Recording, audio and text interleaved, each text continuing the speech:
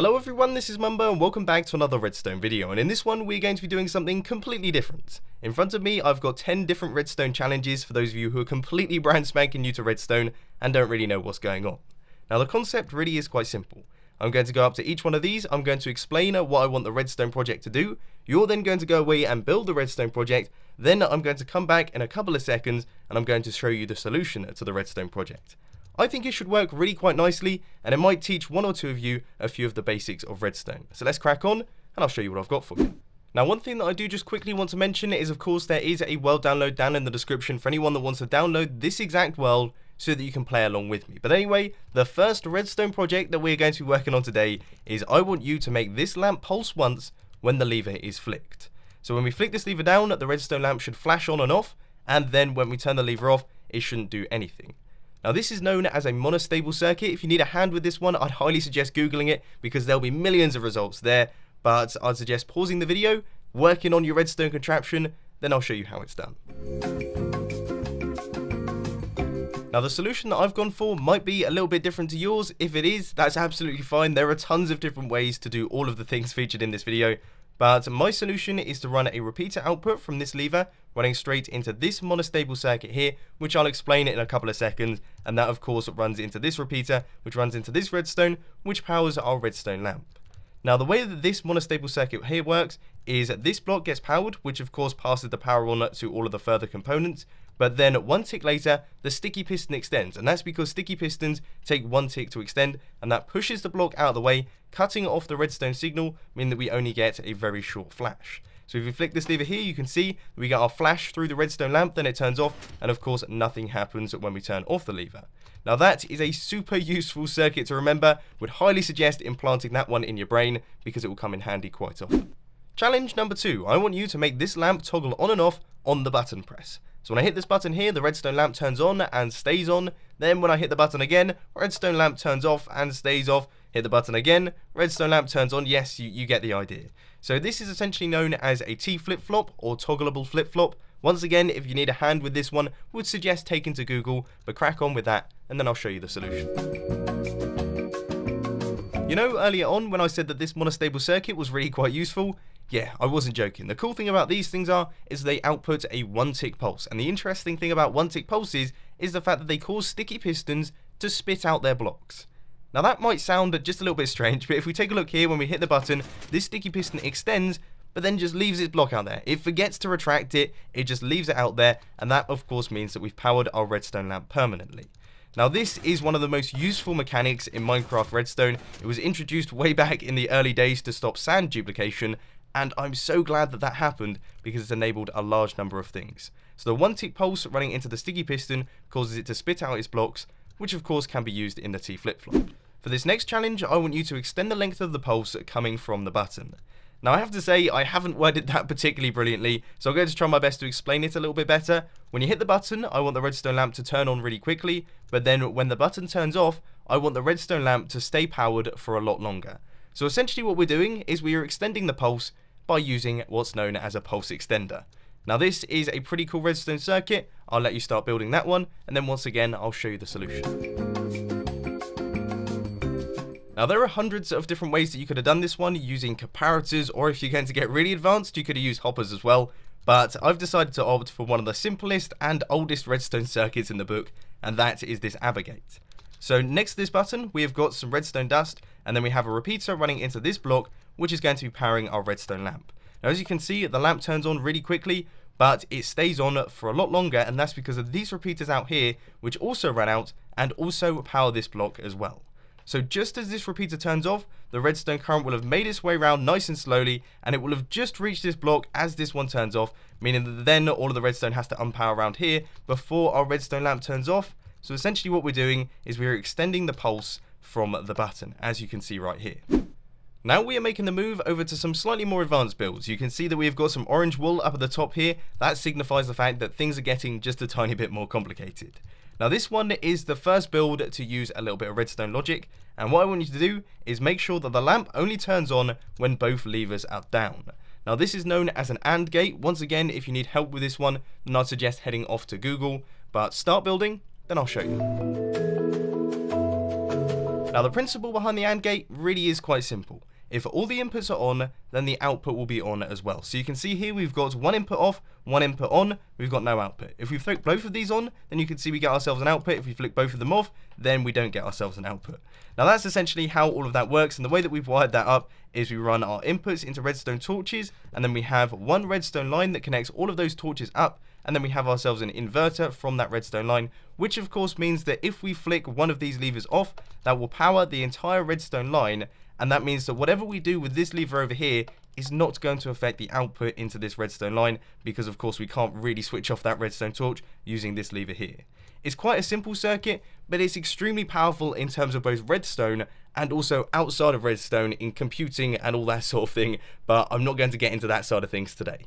Moving on from all of that, your next challenge is to make this lamp repeatedly flash while the lever is down. So when we flick this lever here, we want to get ourselves some disco lighting going on, and then when we turn the lever off, it will switch off all of the disco lighting. Now this is known as a toggleable redstone clock. Google is your friend, once again, but start building, and then I'll show you how it's done. Now as per usual, there are about 1,000,001 different ways in which you can link all of this up, but the way that I've decided to do it is using what's known as a toggleable hopper clock. So what we have down here is we've got two hoppers running into one another, and we've got a comparator running out of one of these hoppers. Inside these hoppers we have got one single item, and when this hopper becomes unpowered, it will then release the item, allowing it to move back and forth between the two hoppers, because of course they both run into one another, which means that it sort of flashes between them. Then when we take the comparator output from that, it means we get a flashing redstone current which runs out into our redstone lamp, meaning that we have ourselves some toggleable redstone lighting. Now as I say, there are a large number of possible ways to do this one, but hopper clocks are extremely useful. I use them a lot in my builds, so maybe that's one to remember as well. This next challenge is a little bit more on the tricky side of things. What I want you to do is make it so water is dispensed while the lever is down. So when we flick this lever here, water pops out, and when we flick the lever again, water goes away. Now this might sound a little bit easy, it might sound really quite simple, but actually it's a tiny bit more complicated, because sadly dispensers work on a pulse basis. So you send a pulse once and that sends out the water, then you send a pulse again and that will retract the water, which means that you have to use what's known as a dual edge monostable circuit. Now the way that I've solved this one is using one of the simplest dual edge monostable circuits available to us. Now this uses the fact that when pistons move blocks, they temporarily turn into entities, which means things like redstone blocks don't power redstone while they're being moved by pistons. Now that means that while this block is being moved, all of this redstone unpowers, meaning that this redstone torch turns on very, very quickly as it's being moved both back and forth. So when we flick this lever here, you can see we get ourselves some water, and when we flick it again, the water retracts, and that's because the redstone turns off quickly every time the block is moved. For these next two challenges, we're going to be wiring up a bunch of pistons, and everyone knows that pistons are extremely good for use in piston doors. It's sort of in the name there. So the first thing I want you to do is wire up the pistons for this 2x4 piston door, and I've given you a bit of a hint, and that is the fact that I want you to use slabs. I don't want you to use redstone torch towers or anything like that, because they're rather slow. Instead, I want you to use upside down half slabs to wire up all of these things. So crack on with that one, and then we'll see what it looks like once it's done. Now this is the solution that I've ended up going for. So we have some redstone going across the bottom that connects up both sides, then we've got half slabs going right the way up to the top with redstone on top of those. Now for those of you who are very new to redstone, you might be sat there thinking, I have no idea how any of this works. Now basically what's happening here is all of these blocks are transparent. So if we place blocks like this, and then redstone on top of those, and then place a block like this, you can see that the redstone gets cut off. However, if we use a transparent block like a piston, you can see that the redstone doesn't get cut off. Now that's basically how this works. So this half slab here is transparent, so it's not cutting off the redstone going up like this. Then this slab here is transparent, which means that it doesn't cut off this redstone. Then this block here is transparent, so it doesn't cut off this redstone, and we basically end up with a vertical, zigzagging redstone line that can be used to power all of these pistons. Now as you can see, if we flick this lever, it's nice and in sync and really quite fast. For this next challenge, we are basically going to be taking all of what you just learned and taking it to the next level. So I want you to wire up all of the pistons for this 4x4 Etho door, and all of it must be in sync. They must all open and retract at the same time, and also all close and retract at the same time. Now if you're wondering what an Etho door is, it's basically blocks going round like this with a big hole in the middle, so you can see that there would be a 4x4 Etho door. So that's basically what I want you to create. All of the pistons are there ready, you just have to wire them up. Once again, the solution to this one looks very similar to the solution to this one over here. We've got a lot of half slabs running into these pistons, but on top of that, we've also got these two pistons here which have been wired in, and also all the ones down at the bottom that are linked up using repeaters.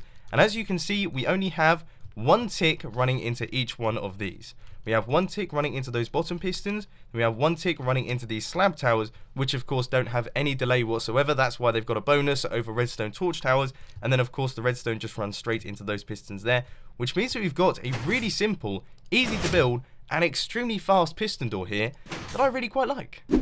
Now these final two builds are going to take what you've learned throughout the entire process of this video, all of the different circuits that we've used, and you are going to put them to the test.